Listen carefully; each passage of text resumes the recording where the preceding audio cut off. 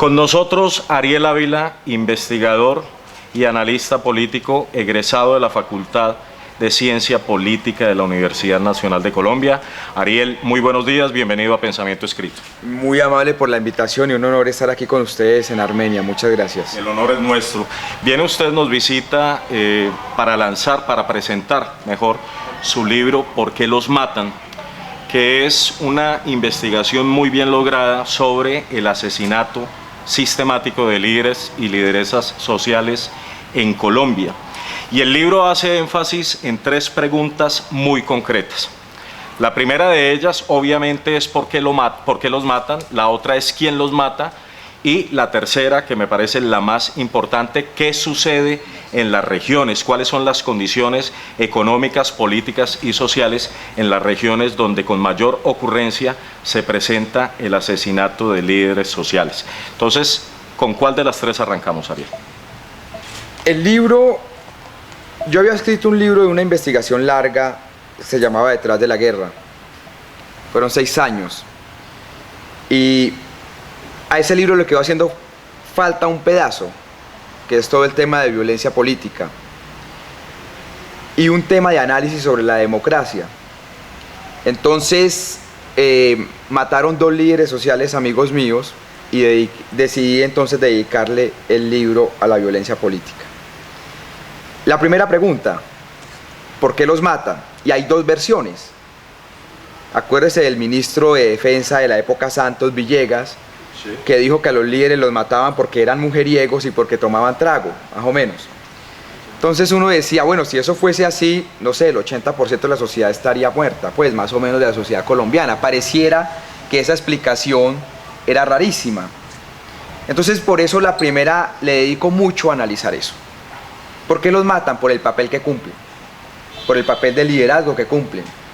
Si hay un líder social que se opone a economías ilegales como cultivos de coca, los matan. Los que se oponen a un puerto, los terminan matando.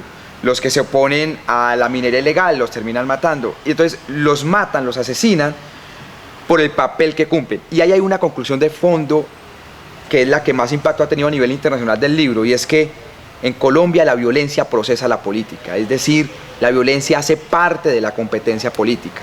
Por eso Colombia es el país donde más asesinan líderes y lideresas sociales. Estamos por encima de la República Democrática del Congo, que es como era la zona más violenta. ¿Quién los está matando? Ahí hay un hallazgo brutal en esto. Porque la izquierda le dice a uno, no, son grupos paramilitares, son los mismos de siempre. Y la investigación concluye que no. Es decir, si bien hace 20 años, 30 años, cuando estaban las AUC, asesinaron los miembros de la UP, los sindicatos, etcétera, hoy el 72-73% del asesinato de líderes sociales son cometidos por sicarios, que nadie sabe quién paga. Y las disidencias, el ELN, el Clan del Golfo, tienen una participación cercana al 15%.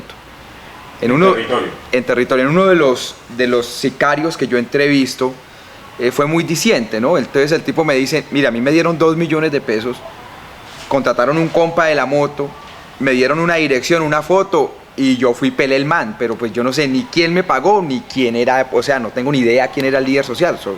Eso es lo que se está. Entonces, los están matando sicarios. Y ahí viene una pregunta subsiguiente. ¿Y quién paga a esos sicarios? Es como lo lógico que uno se pregunta. ¿De dónde salen los fondos? ¿De dónde salen los fondos? Aparte que son asesinatos, homicidios sistemáticos, ¿no? Es decir, no son eventuales, no son casualidades. Hay un objetivo. ¿Cree usted que cabe la posibilidad, Ariel, de que sea una política de Estado el asesinato sistemático de líderes sociales? Es un tema sistemático, es un tema donde hay mucha impunidad, llega al 89%, y es un tema sobre todo donde hay mucha complacencia de autoridades locales. Y es un tema sistemático porque geográficamente usted sabe dónde los van a matar, o sea, el 60% de los líderes asesinados y lideresas es Antioquia, Cauca, Nariño, norte de Santander y Valle del Cauca. Ahí están matando a la gente, ahí es donde se está concentrando esto. Eso está concentrado geográficamente, por eso uno dice que es muy sistemático. Y ahí viene a resolverse la pregunta central de esto. Y es qué pasa en la zona donde los matan, porque la gente dice, bueno, mataron un líder social, qué tristeza, qué vaina tan mala, qué vaina tan maluca. Pero no, es que van matando la democracia colombiana de a poco. En las zonas donde los matan se crean autoritarismos locales. ¿Qué es eso? Una estructura política o dos maneja eso pues como una dictadura y no hay oposición, no hay nada. O sea, secan los procesos democráticos. Eso es lo que pasa. Entonces, Bajo Cauca antioqueño es eso. Una gran cantidad de alcaldes los puso el Clan del Golfo. Allá ya no hay líderes sociales, nadie denuncia nada, hay violación, empalamientos, decapitaciones. Es una tierra de nadie. Eso es lo que termina pasando. Es impresionante. Solemos hablar de líderes sociales, del homicidio de líderes sociales, y hay algunas definiciones que van más hacia lo jurídico establecido, pero usted tiene una definición de líder social muy interesante que nos gustaría que nos compartiera. El gobierno tiene una visión restrictiva, pequeña, de lo que es un líder social, donde básicamente dice, es el representante legal de algo, de una junta de acción comunal, de una ONG, de una organización campesina. O sea, tienes que ser como el presidente o representante legal o vicepresidente. Entonces, pues obviamente ahí baja, es una forma de bajar, de maquillar las cifras. Las Naciones Unidas y el Sistema Interamericano de Derechos Humanos tiene una visión más amplia, que es la que yo utilizo en el libro. Es un líder social es toda aquella persona que representa derechos colectivos. ¿Me explico? Por ejemplo, uno pudiera pensar que en una ciudad X, Bogotá, hay un líder que representa a los enfermos de VIH positivo, a las personas que tienen VIH positivo. Él representa a esa comunidad para que les den los antirretrovirales gratis. Está el que representa los camioneros en X municipio. Ajá. Y claro, están los que buscan desaparecidos, están los que se oponen a economías ilegales. Entonces, lo que el libro dice, líder social o lideresa es todo aquello que representa colectivamente derechos.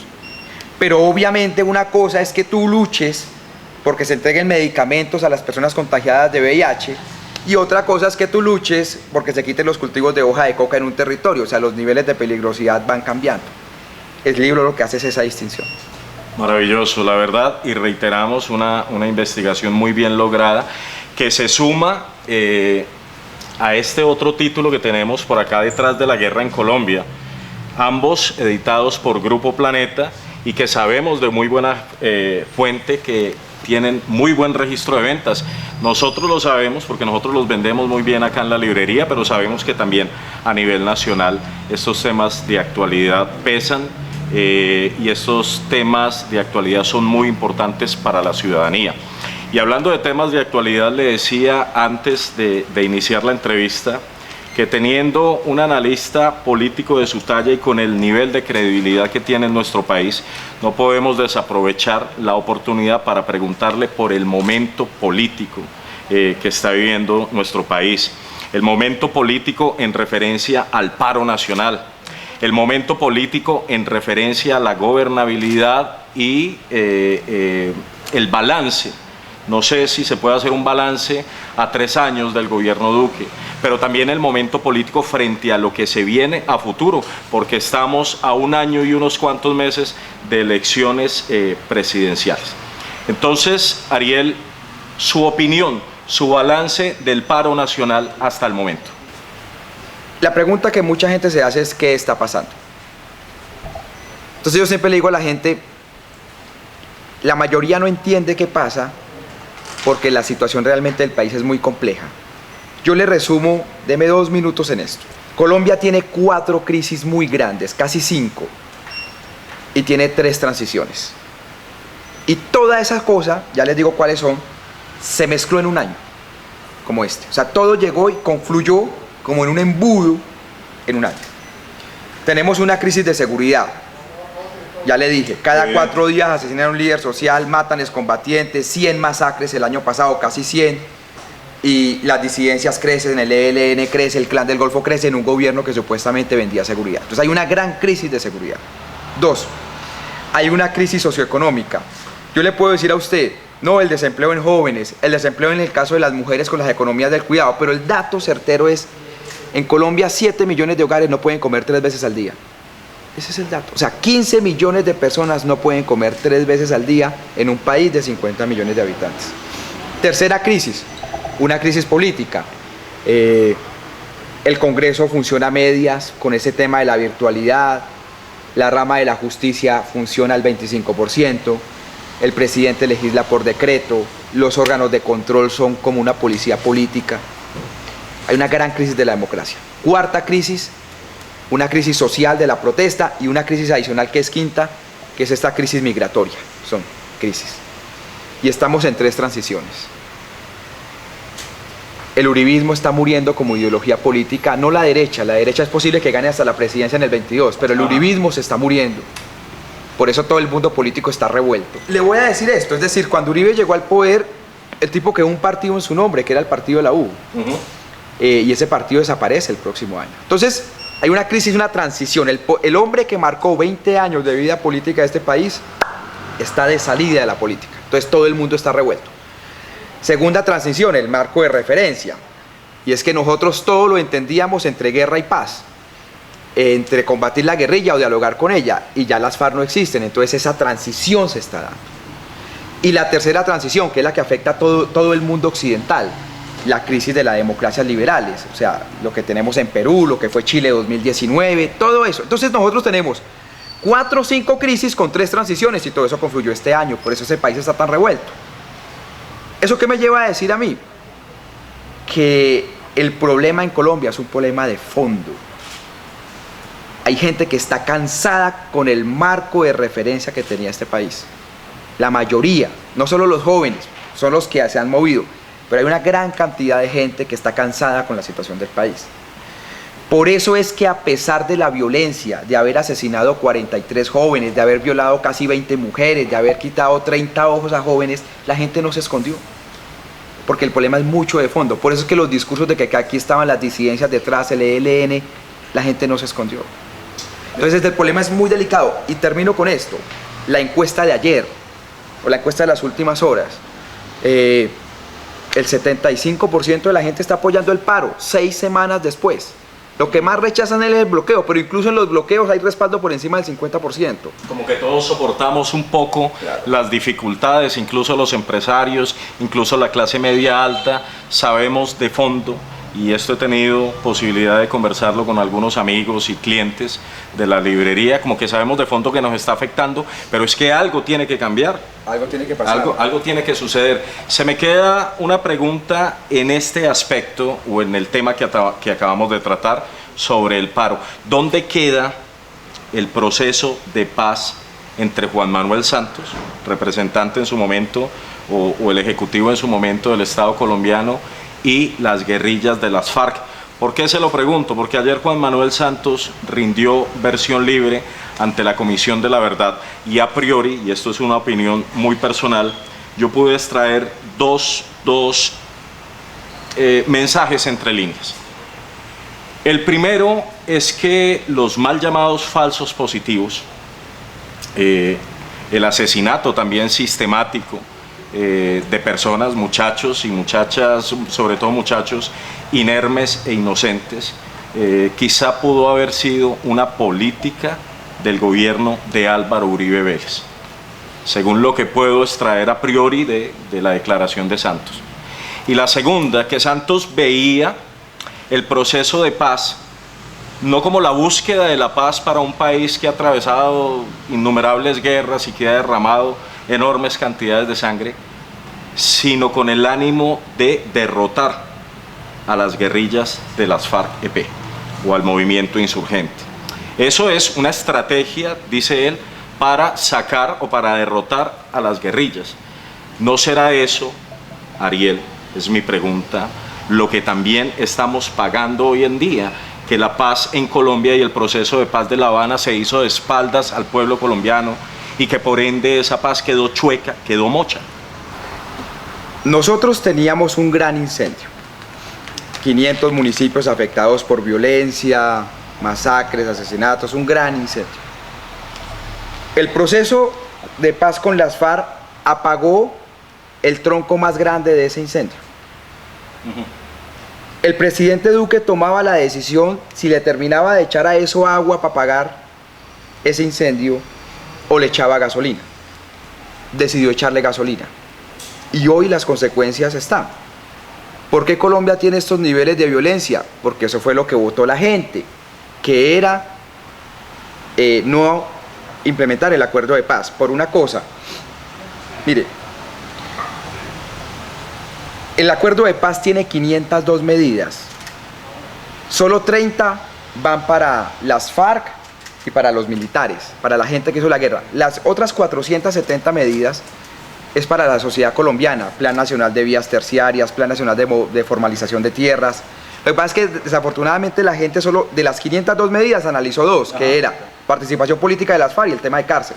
Pero esto era mucho más grande, porque nosotros aspirábamos, por ejemplo, este departamento donde yo estoy, que fue una de las matrices de la violencia política, nosotros aspirábamos a que con esa implementación acabáramos una cosa que llaman causas estructurales de la guerra. ¿No se implementó? Pues tienes el acuerdo. Si uno tiene unas causas estructurales de la guerra, uno hace una cosa para modificarlo y no lo implementa, pues vuelves a tener guerra. Pues eso es lo que está pasando. Entonces yo creo que el presidente Duque le echó candela a esto y estamos pagando gasolina y estamos pagando esto. Que si el proceso de paz era la solución de toda la violencia, no. No. El proceso de paz no solucionaba un tema muy bravo, y era acabar la justificación política de la violencia. Es decir, aquí la gente mata y se justifica políticamente. El proceso de paz nos iba a permitir acabar eso. Criminales iba a haber, coca iba a haber, minería ilegal iba a haber, pero íbamos a pasar del siglo XIX al siglo XXI acabando la justificación política de la violencia. Tenemos dificultades ahí. Y ahí le respondo la tercera forma de esto, y es que la gente tiene una versión que dice, no, es que Santos le entregó el país a las FARC. No pasó, pues ganó el uribismo. Pero si Santos no hubiera hecho el proceso de paz, hoy Colombia estaría totalmente incendiada. Déjeme darle este ejemplo. Cuando las FARC venían ganando la guerra 95, 96, 97, en la época de la toma de Las Delicias, la toma Mitula, de Miraflores, el Estado colombiano se desesperó y empezó a contratar muchos militares y policías. Nosotros llegamos a tener una figura que en el mundo no existe, que eran cabos terceros. O sea, era tanta la necesidad de tener tropa que uno tuvo que crear un man que ya medio combatía 2 veces y tome usted cabo tercero y hágale. Entonces nosotros pasamos de 240.000 miembros en fuerza pública a 480.000. Eso fue entre el año 97 al 2003-2004. Toda esa gente, 250.000 personas, entraron con la siguiente promesa: en 20 años te pensionas. Hoy, todo el mundo se queja, es que no hay policía. Sí, no hay policía. ¿Por qué? Porque todos están pidiendo la pensión y hay que dárselas. Entonces, ¿qué dice el Ministerio de Defensa? Yo tengo cómo pagar la pensión, pero yo no tengo cómo reponer el policía nuevo. Entonces, hoy Colombia tiene una crisis presupuestal en el sector defensa porque toda esa gente se está pensionando. Y es gente joven, que hay que pagarle la pensión 40 años, es decir, más de lo que trabajaron.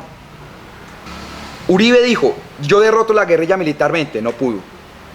Entonces Santos decía, si yo no tengo las FARC derrotadas a 2020, estos tipos nos dan la vuelta al conflicto, por la crisis económica del aparato de seguridad. Indudablemente, la negociación de paz fue una forma de acabar con las FARC. Lo que pasa es que muchos queríamos que esa forma era para solucionar muchos problemas del país. No lo logramos. Ariel, ¿se puede hacer en este momento un balance del gobierno de Iván Duque o nos toca esperar a ver qué va a suceder en este año que le queda de gobierno? ¿O podremos hacer un balance? No, yo creo que ahí todos los expertos además coinciden en esto, eso no es solo mío. El gobierno Duque uno puede hacer los siguientes 3 balances. Primero, es un gobierno que va a entregar un país vuelto añicos, comparable al del año 98 y 99 con las famosas crisis del UPAC, donde muchas familias perdieron sus casas. O sea, la crisis más cercana que tenemos ahorita es esa comparación del año 98. Segundo, Iván Duque va a enterrar el uribismo. Por su mala gestión, él va a terminar de enterrar esa ideología. Y lo tercero, Iván Duque es el hombre que le hace más campaña a Gustavo Petro. Esos son los balances de él. Se vienen elecciones Estamos a un año y algunos meses de elecciones presidenciales. En las elecciones presidenciales de 2018, usted fijó una posición porque usted es cercano o amigo de la teoría de la transición gubernamental en un país como Colombia, de acuerdo a nuestras circunstancias económicas, políticas y sociales. Y basado en esa posición, apoyó la candidatura a la presidencia de Sergio Fajardo. Se vienen las elecciones próximas. ¿Sigue siendo usted cercano a la teoría de la transición en este momento político? Yo le voy a responder de tres formas. El próximo presidente en Colombia va a ser un presidente alternativo. En eso a mí no me cabe dudas. Alternativo. Punto. ¿Quiénes hoy son alternativos? En diferentes formas, o sea, diferentes aspectos ideológicos. Hoy, yo no me atrevo a decir que pase en un mes. Hoy los alternativos están representados en la coalición de la esperanza, donde el que más votos tiene, así lo indica la encuesta de Sergio Fajardo, y en la izquierda el señor Gustavo Petro, con diferencias marcadas, pero eso es lo que hoy entendemos por el alternativo. Dos, sin embargo la cancha está muy abierta, o sea, esta crisis nadie la esperaba, y la cancha está súper abierta. Cualquier cosa puede pasar. Yo no creo que pase una cosa como Perú, ¿no? Donde dos muy bajitos termine. No creo. Pero esto todavía está muy abierto. Pero indudablemente la encuesta de hace 2 días es Petro 30, Fajardo 15 y 7 Juan Manuel Galán. Los tres de teoría alternativa. En teoría, digamos, uno puede discutir lo de Juan Manuel Galán, pero digamos, es teoría alternativa. Y lo tercero, pero más allá de la presidencia, yo creo que el mayor cambio va a ser el Congreso de la República. Partido de la U, de 14 senadores quedan 3. Cambio Radical, de 14 o 15 quedan 7, 8. Centro Democrático, de 19 quedan 10. O sea, todos esos partidos tradicionales que gobernaron con Duque, que hicieron todo lo que hicieron con el país, se van a desplomar.